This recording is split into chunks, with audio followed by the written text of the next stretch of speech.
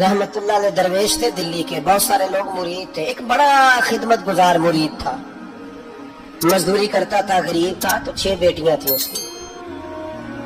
हजरत साहब के पास रोज आके कहता, हुजूर बच्चियों के लिए दुआ करें, अल्लाह कोई असबाब पैदा करे। एक बच्ची की शादी का खर्चा 1000 दिनार है और मैं गरीब हूँ। हजरत साहब दुआ कर देते। खानका शरीफ के थोड़े ही फासले पर हजरत जहाँ बैठ के मुरीदों की तरबियत करते थे, उससे थोड़ा ही फासले पर ना एक ईसाई रहता था, बड़ा मालदार था, बड़ी सारे ऊंट, गायें, भेड़, बकरियां रखी हुई थी और हजरत शरीफुद्दीन रहमतुल्लाह अलैह की बड़ी मुखालफत करता था। और ये जो आपका गरीब मुरीद था, ये उसका पड़ोसी था। एक दिन बुला के ना उनको कहने लगा कि तू किधर जाके जो है वो टकरे मार रहा है, वहां से कुछ नहीं मिलने वाला। वो तुझे क्या देंगे जिनकी खानका खुद चंदे पे चलती है, मदरसा चंदे पे चलता है, मस्जिद चंदे पे चलती है।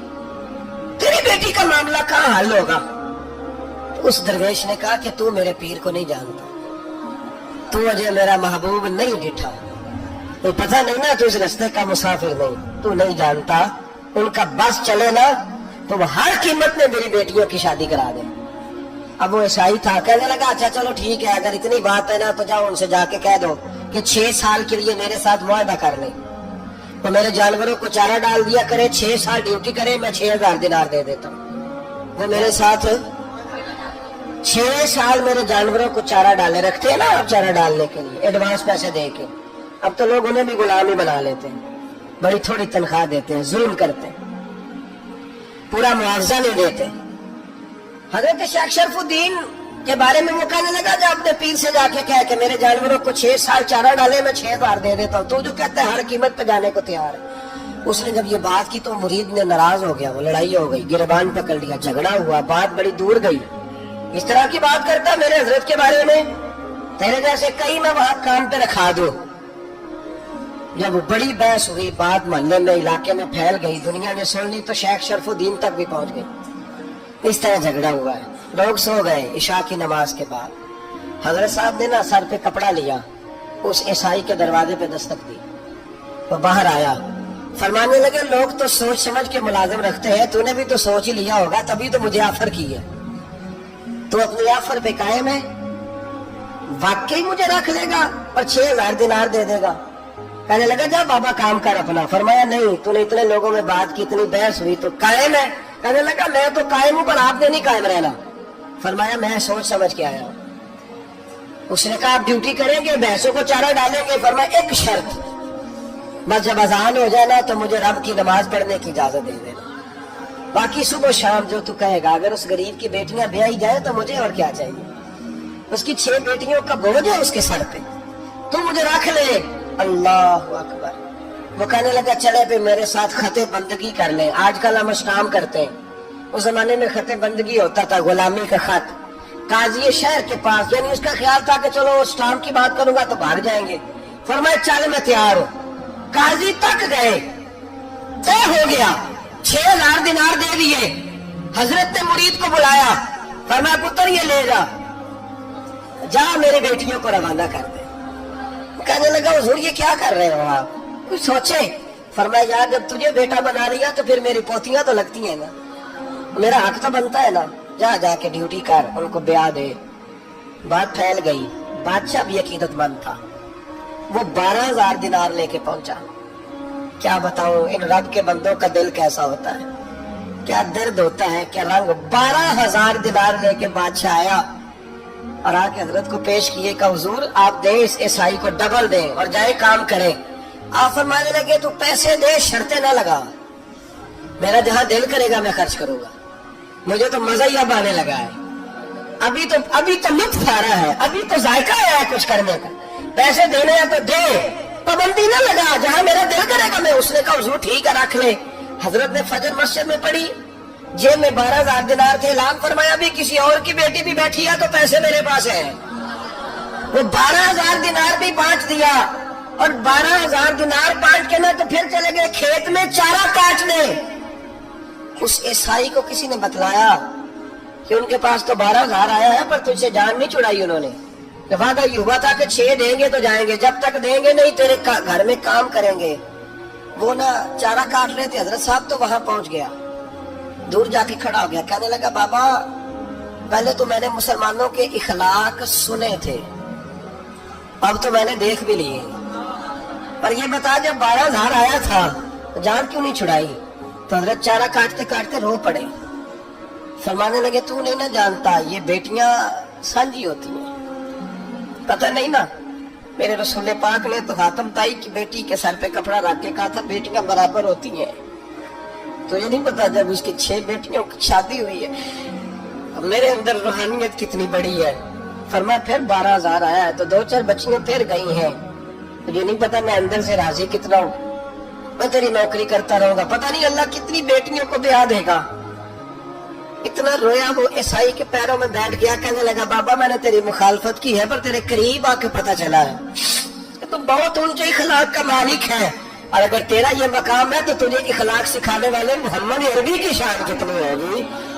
ظالم کی بولیے جاتے نہیں لوگ جھوٹے گواہ بن کے، وکیل صاحب کو نہیں پتا ہوتا کہ یہ بندہ مجرم ہے جو میرے پاس آیا، کیا مجرموں کے وکیل نہیں ہوتے؟ بولے تو اس کو پتہ نہیں ہوتا وکیل صاحب کو کہ یہ صاحب مجرم ہے، میرے پاس مقدمہ لے کے آئے، اور اگر بے ادبی نہ ہو جائے تو میرا خیال ہے قاضی عدالت کو بھی پتا ہوتا ہے کہ مجرم کون ہے اور مظلوم۔ میرے نبی پاک صلی اللہ علیہ وسلم نے اس قدر زیادہ سختی فرمائی اس مسئلے میں، فرمایا جس کو پتا تھا کہ فلاں آدمی ظالم ہے، ظلم کر رہا ہے، پھر وہ ظالم کا گواہ بنا یا اس نے ظالم کی مدد کی، کتنی کی؟ شارحین لکھتے ہیں چاہے اس نے ایک جملہ بول کے کی، چاہے ایک، سارے بولیے، چاہے ایک غریب کو اس نے ظلم کیا تو کہتے ہیں علاج ہی ایسے، چاہے ایک جملہ بول کے کی، شارحین اس حدیث کی شرح میں لکھتے ہیں ایک جملہ بول کے چاہے مدد کی، جس بندے نے کسی ظالم کی مدد کی کسی مقدمے میں یا کسی صورت میں اور اسے پتا تھا یہ ظالم ہے، میرے نبی پاک صلی اللہ تعالیٰ علیہ وسلم فرماتے ہیں اگر اس نے مدد کی، ابھی ظالم کی بات نہیں ہو رہی، ظالم کے مددگار کی بات ہو رہی، اگر کسی نے ظالم کی مدد کی تو حضور فرماتے ہیں خدا بھی اس سے بری و ذمہ ہے، رسول بھی اس سے بری و ذمہ ہے۔ سنبھال کے رکھے اپنی نمازیں، قربانیاں، حج، زکوٰۃ سنبھال کے رکھے۔ اگر ظالموں کا مددگار ہے، الیکشن آ لینے دیں، آپ کو نظر آ جائے گا کون کون ظالموں کا مددگار ہے، نظر آ جائے گا۔ اپنی جیب سے لوگ پیسے دے کے ظالموں کی مدد کریں گے، ان کے فلیکس چھپوائیں گے، بورڈ لگوائیں گے، جیبوں سے پیسے دیں گے۔ ہم نے خود آگ لگائی ہے چمن میں اپنے، بے سبب گردشی ایام کو الزام نہ دو، ہم نے خود نور کا ظلمت سے کیا ہے سودا، کر کے توہین سحر شام کو الزام نہ دو۔ ظالموں کے مددگار میدان میں آ گئے، یہ چھوٹا لفظ نہیں، میرے حبیب پاک صلی اللہ علیہ وسلم نے فرمایا جو ظالم کا مددگار ہے سن لے جو سجن کے ساتھ کچہری جاتا ہے، وہ یاد رکھے جو دوست کا گواہ بنتا ہے، وہ یاد رکھے جو کہتے ہیں میں مانگی گیا تھا، مجھے بلایا گیا تھا قبضہ چھڑانے کے لیے کسی غریب بیوہ کی جائیداد پہ، کب وہ سن لے تو مدد کر کے نہیں آیا، تو خدا کے ذمے سے نکل گیا۔ رسول پاک نے فرمایا تیرا میرا تعلق ختم ہو گیا، تو ظالم کا مددگار ہو گیا، پھر تو کہتا میں بے چین ہوں، میں بے قرار ہوں، میں آزمائش کا شکار ہوں، پلٹ کے دیکھ تو صحیح تیرا گناہ کتنا بڑا ہے۔ میرے نبی پاک صلی اللہ علیہ وسلم کا ایک اور فرمان سننے، ابن ماجہ ابو داؤد میں موجود ہے، اس حدیث کو آپ نے یاد کر لینا، کر لیں گے انشاءاللہ، سارے کہیے انشاءاللہ کر لیں گے یاد۔ حضور صلی اللہ علیہ وسلم نے فرمایا اگر تو ظالم کی مدد کرے گا نا، یہ لفظ دل کی تختی پہ لکھ لینا، یہ مکافات عمل ہے، مکافات عمل دنیا، ادھر کرو گے تو ادھر بھرو گے۔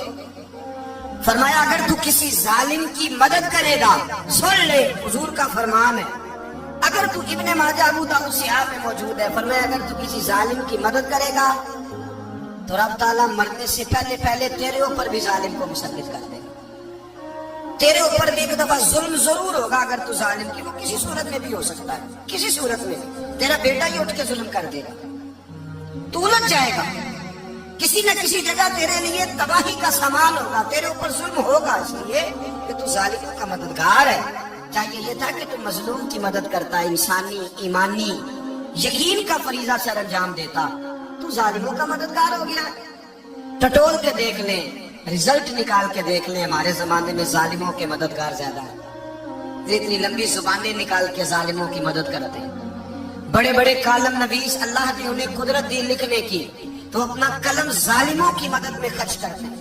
وہ لوگ جن کو اللہ تبارک و تعالیٰ نے قدرت دی، ہمت دی، طاقت دی، کچھ لوگ ان کے حلقہ احباب میں وہ اپنے لوگوں کو استعمال کر کے ظالموں کی مدد کرتے ہیں، ظالموں کی مدد کرتے ہیں۔ میرے نبی کریم سید عالم نور مجسم صلی اللہ علیہ وسلم نے فرمایا اگر تو نے ظالم کی مدد کی تو جب تک تو توبہ نہیں کرے گا رب تجھ سے ناراض ہی رہے گا۔ اللہ تجھ سے، او بھائی جس سے رب بھی ناراض ہو گیا، نہ کھانا نہ پینا نہ سونا نہ جاگنا نہ نیند، پھر تیری ہر چیز تیرے لیے آزمائش ہو جائے گی، پھر تیرا سایہ بھی تیرے لیے خوف کا سامان بنے گا، پھر زندگی جیتی جاگتی لاش بن جائے گی، تو اپنے کندھوں پر اپنی میت اٹھائے پھرے گا جب تو ظالم کا مددگار ہوگا۔ اور نبی پاک صلی اللہ علیہ وسلم نے فرمایا ظالموں کا مددگار بھی ظالم ہوتا ہے، ظالموں کا مددگار بھی، سارے بولے ظالموں کا مددگار بھی نہیں، کو نہیں، آپ سارے نہیں بولے، ایک دفعہ بولے ظالموں کا مددگار بھی، پکی بات ہے، ظالموں کا مددگار بھی۔